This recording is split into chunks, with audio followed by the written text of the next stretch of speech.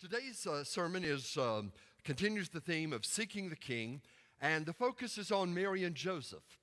It's one of the things that it's hard to do with Christmas is not to make it about yourself. I picked up a gift this week for my wife, and I had my grandson with me, so on the way home, he wanted to open the gift. And I said, Trip, this is for Nani. We can't open this gift. And so he kept pestering me, and then he finally said, uh-oh, I accidentally tore a hole in it. And I said, Trip, you don't accidentally tear a hole in a gift. And I said, that's Nani's gift. And then I went on to tell him what it was. And I thought that would satisfy his curiosity. But then he said, so is it for me too? And I said, well, yeah, you can use it, but it's for Nani. But you and BB, we get to use it as well. Making Christmas about Christmas rather than about ourselves really takes an adult mind, spiritually and emotionally. And I think one of the lessons that I want to bring out this morning is that Christmas is about serving. And I think probably the best understanding we have of serving in our congregation is our deacon ministry. I know that in many churches, deacons serve as the administrative body of a church, and they deal with all the finances. And we used to laugh and joke that, if we needed a new tire on the van, the deacons would meet and discuss it and then decide which one to purchase. But deacons have a much higher calling than that, and the word itself tells us that their job is to be co-pastors of the church. So that primarily they are there to present the plan of salvation to the lost, to visit those who are homebound, to go to those who are sick, to comfort those who are grieving. And so over the years, we have slowly transitioned our deacons to where they are a ministering body. And I encourage all of them to get involved individually, not because they're deacons, but because they're members of our church, in the other areas of our church, the finances, the personnel committee, all of those things. We encourage all of our deacons to do that. But as a deacon, their primary call is to follow in the steps of Mary and Joseph. Now, last Saturday, the day before Advent began, Darlene and I began setting up our nativity scene outside.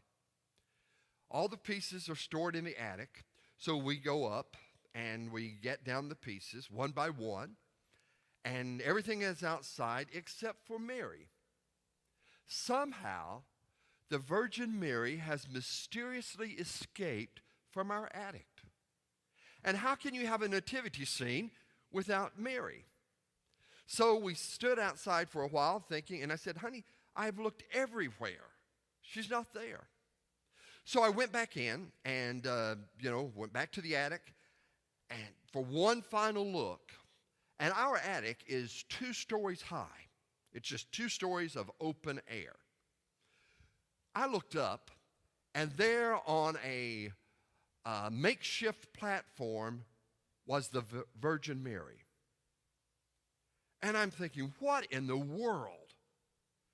And then I remembered. Last summer, we had a group of Hispanic Catholic men working in our attic. So I'm sure they built a temporary little shrine right above the preacher's head, literally right above my bedroom, and they probably did their quiet time with the Virgin Mary.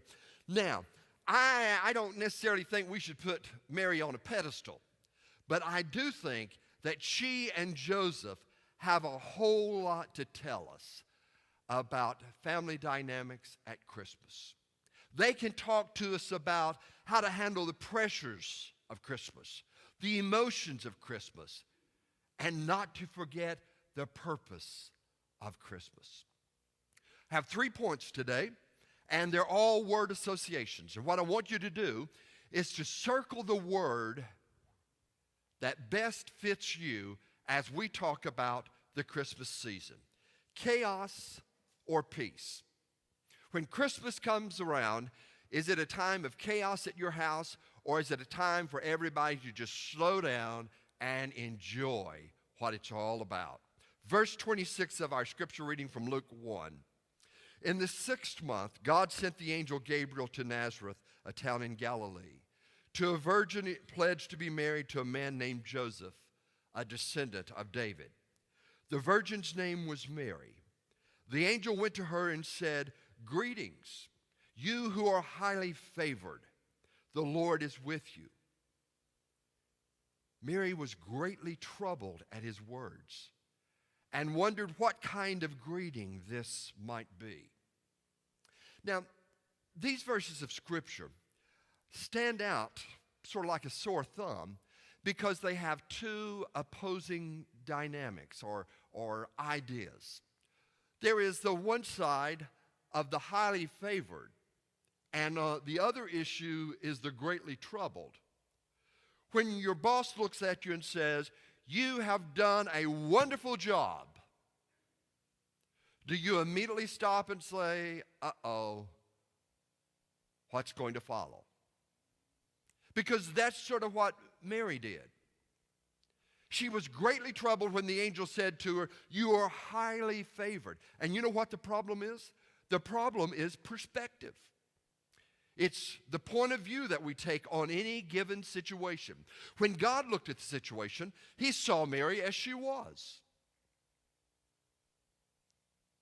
And he graced her with his call. He saw her to be innocent and pure. Someone who could be the perfect vessel. I mean, she had no status, no accomplishment. Who better to be the earthly mother of his son? When Mary looked at the situation, she was greatly troubled.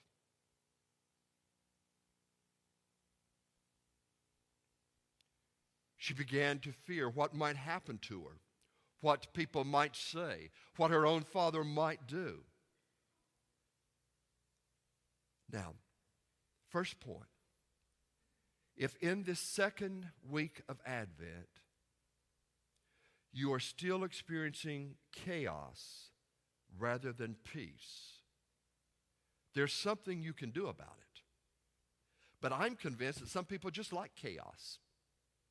Some people like to wait until Christmas Eve to go shopping at Hamilton Place. And they sit in line and they really love hitting their horn and zipping in and out of the traffic and coming home and throwing all the packages down and saying, "I'm never going to do this again. This is the last Christmas we're going to have." Come on. We love it. I saw 3 boxes of Christmas cards sitting on our table. And I'd already addressed, mailed all of them to my side of the family. So I said to Darlene last night, "Have you mailed your Christmas cards yet?" She said, "No, I haven't got around to that. I'm going to do that next week." Now see, Darlene will tell you that she enjoys the quietness of Christmas. But remember last week when I talked about the wise men and the shepherds? Hey, Darlene is one of those wise men. Trust me. She is going to deliberate on things and put them off and then get all, I want to say, "Honey, just stop and look at what's happening." Now, what do you think God was thinking when he sent the angel Gabriel to Mary?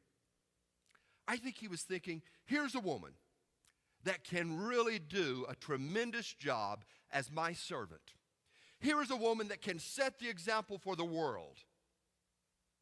And what do you think Mary was thinking? I wonder why God chose me.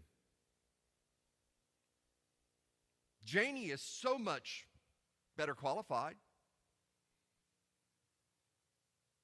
Mary Lee has so much more talent. Why did God choose me? For one moment in time, Mary got caught in the trap. She made Christmas about her. She looked at it from her perspective.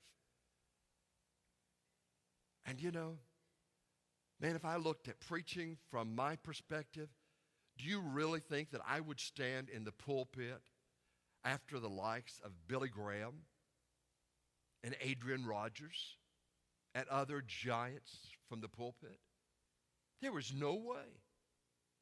And when we take our perspective, there are so many things that we will not do. When's the last time you heard someone verbalize a concern about making God the center of their Christmas celebration? I haven't heard anybody this season say, I really want God to be number one, and we're working to accomplish that. But I have heard you say, wow, we've got so many programs to go to. I'm not sure I'm going to get all these dinners and things, open houses attended. Got to get my cards addressed and in the mail. Got to wrap the packages.